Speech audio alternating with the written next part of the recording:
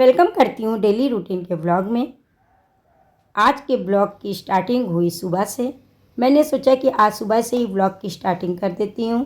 तो मैंने detox water बनाया था, रात ही में रख दिया था, तो 6-7 घंटे लग जाते हैं उसको रेडी होने में। फिर मैंने अपने लिए कुछ फ्रूट्स कट कर लिए और लेकर आ गई। मैंने सोचा थोड़ी देर खाऊंगी भी और आपसे बातें भी कर लूँगी। अस्सलाम वालेकुम माय यूट्यूब फैमिली, आप लोग कैसे हैं? उम्मीद है कि आप लोग अच्छे होंगे, मज़े में होंगे, अपने अपने घरों में महफूज होंगे और विंटर की तैयारियां कर रहे होंगे, क्योंकि विंटर जब शुरू होता है तो बहुत सारे काम होते हैं, तो उसको पहले से ही रेडी कर लिया जाए तो सही रहता है। Welcome back to my new daily routine blog. तो आज मुझे बहुत ज़्यादा जौनपुर में सबकी याद आ रही थी, मतलब अपने घर वालों की। तो मैं व्लॉग सुबह ही सुबह लगा कर बैठ गई, फ्रूट लेकर आई। तो मैंने बच्चों को बहुत देर तक अपने व्लॉग में देखा और मुझे बहुत अच्छा लगा। ये अच्छा लगा कि अब मैं जब व्लॉग बनाने लगी हूँ तब से इतनी सारी मेमोरीज़ मेरे पास इकट्ठी हो गई है हर वक्त की। तो मैं बहुत खुश होती हूँ कि जब मेरा दिल चाहेगा तब मैं सब लोगों को देख लूँगी। और देखिए फ्रूट कितने ज़्यादा फ्रेश और अच्छे लग रहे थे। फिर मैंने फ्रूट वगैरह खा लिया। आज वेदर तो देख लीजिए, जब यहाँ पर ऐसा वेदर होता है तो बादल तो कुछ अलग ही तरह के दिखते हैं।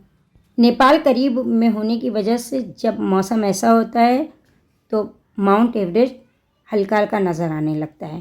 तो इसको देखने में काफ़ी दिक्कत हो रही थी। हस्बैंड लेकर आ गए दूरबीन। जी हाँ, हमारी लैंग्वेज में दूरबीन। इसको और क्या क्या कहते हैं आप लोग ज़रूर बताइएगा। मुझे तो ये वही बचपन वाली दूरबीन लग रही है, जैसे हम लोगों के पापा हम लोगों के लिए लाए थे बचपन में, तो हम लोग हर वक्त इसी से देखा करते थे। और ये मेरी नानी के यहाँ भी रहती थी, क्योंकि मेरी नानी के यहाँ बहुत बड़ा तालाब है मछली का। तो जब मामू लोग खाना खाने आते थे तो इससे देखते थे कहीं कोई चोरी तो नहीं कर रहा है। तो हस्बैंड ने तो आज उन घरों को देखा जो कभी नहीं देखा था, क्योंकि इससे सब कुछ साफ नज़र आ रहा था। बहुत देर तक हम लोगों ने एंजॉय किया और फिर मैं लेकर आ गई अपने लिए चाय। सब चीज़ों के साथ साथ मेरी चाय भी बहुत ज़रूरी रहती है। हस्बैंड तो चाय इतना ज़्यादा पीते नहीं हैं। फिर हस्बैंड क्लिनिक चले गए रेडी वगैरह होके, फिर मैं आ गई किचन में। मुझे बनाना था आज चिकन मैक्रोनी पास्ता। जी हाँ, मतलब ये शाम का वक्त हो गया। मैंने दिन भर फिर कोई भी व्लॉग शूट नहीं किया। फिर मैंने शाम को ही हाफ़ रेडी कर लिया। तो मैंने मैक्रोनी को सबसे पहले मैंने चिकन मैरिनेट करके रखी थी, जिसमें मैंने दही, अदरक लहसुन का पेस्ट, मिर्चा, नमक, हल्दी, चाट मसाला डाल दिया था। फिर थोड़ा सा ऑयल डालकर चिकन को रख दिया खूब अच्छी तरह से। चिकन जब गल के रेडी हो गया तो इसको एक प्लेट में मैंने निकाल दिया। और ये कोई इतना अच्छा मैक्रोनी चिकन पास्ता बनता है कि आप लोग बनाइए। और फिर मैंने कट कर लिया थोड़ी सी वेजिटेबल, प्याज, टमाटर, हरी मिर्च, लहसुन। और अभी शिमला मिर्च वगैरह थी नहीं, तो इसलिए मैंने बस इतनी ही चीज़ों को डाला। फिर बटर डालकर उसमें लहसुन, हरी मिर्च को डाल दिया।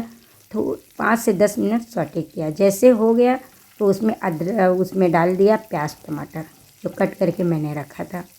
प्याज टमाटर को डालकर उसको भी हल्का सा ही भुनेंगे, कोई चीज़ को रेड नहीं करेंगे, वाइट वाइट ही रहने देंगे और खूब तेज़ आंच पे भुनाई करेंगे।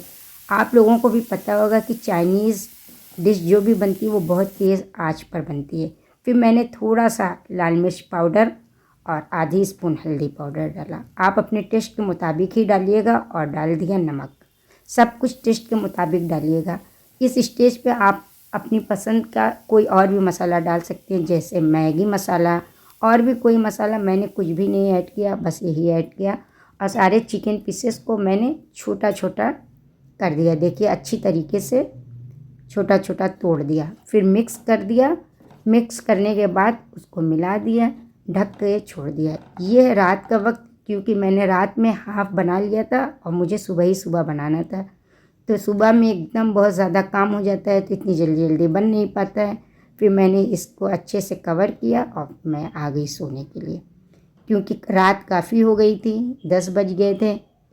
फिर मिलूँगी आपसे कल के ब्लॉग में। अल्लाह हाफिज़। अस्सलाम वालेकुम, गुड मॉर्निंग। आज की ब्यूटीफुल सी मॉर्निंग में आप लोगों का वेलकम है। और देखिए मॉर्निंग तो सच में ब्यूटीफुल भी थी और बहुत फॉगी फॉगी सी थी। 2-3 दिनों से वेदर काफ़ी ख़राब हो रहा है, अभी इतना ज़्यादा नहीं ख़राब हो रहा था।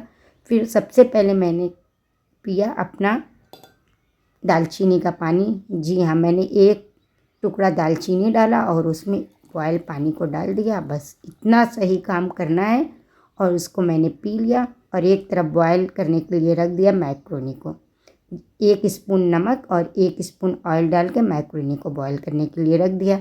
और ये देखिए रात को ही रेडी था। फिर मैंने केचप में डाल दिया खूब ढेर सारी फ्रेश क्रीम, वो घर की मलाई थी, डालकर मिक्स कर दिया, क्योंकि मेयोनीज़ को आजकल मैं थोड़ा सा स्किप कर रही हूँ और इसी में मिक्स कर दिया। और देखिए कितना सिंपल और इजी मैंने बनाया था। आप लोग पूरी रेसिपी को अच्छे से देखिएगा, व्लॉग को स्किप मत करिएगा, तब आपको रेसिपी समझ में आएगी।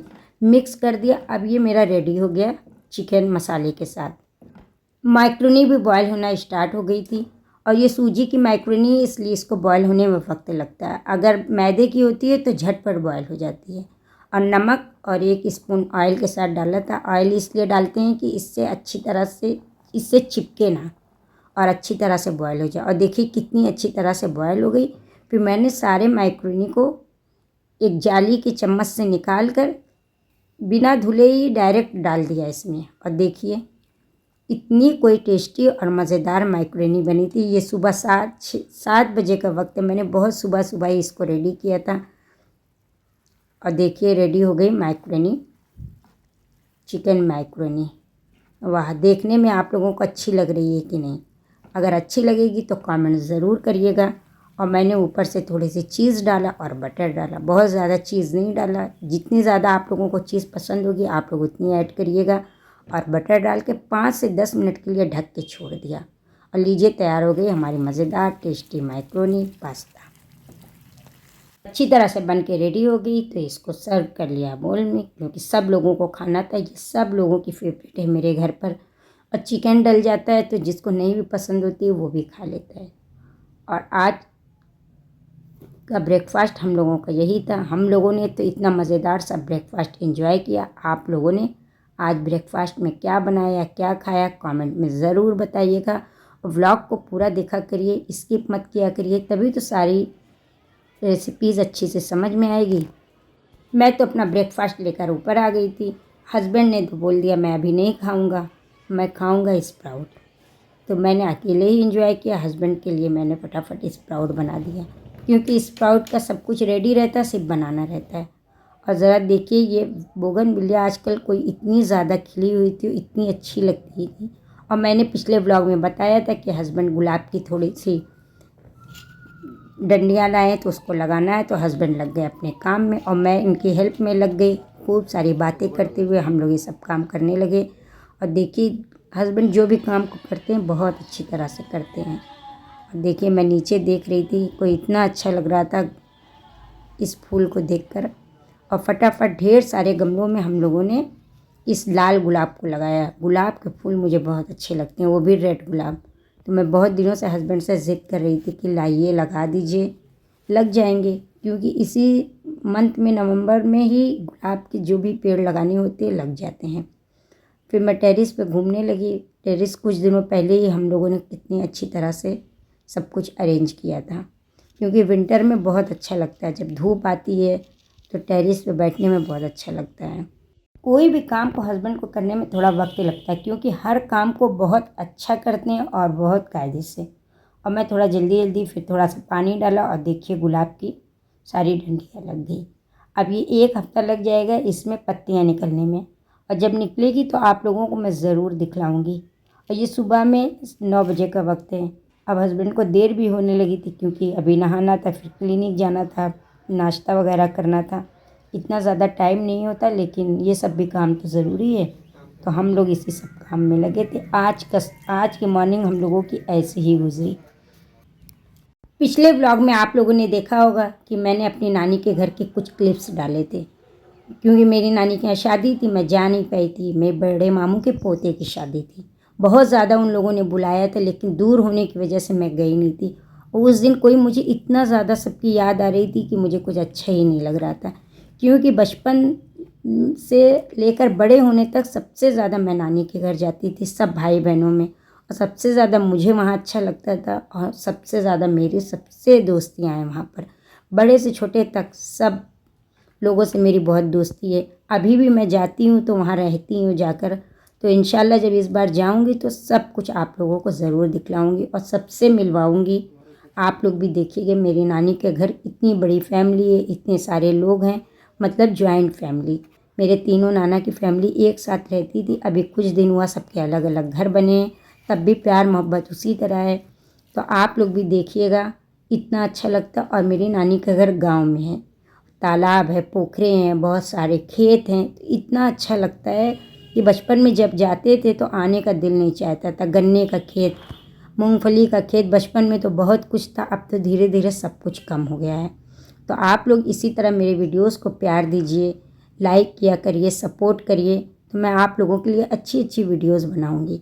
इन्हीं सब बातों में आज का सारा काम हो गया और हस्बैंड का। और फिर मिलूंगी कोई मज़ेदार से डेली रूटीन के व्लॉग में। अगर व्लॉग अच्छा लगा होगा तो लाइक करिएगा, कमेंट करिएगा और चैनल को सब्सक्राइब भी किया करिए और वीडियो को शेयर भी कर दिया करिए।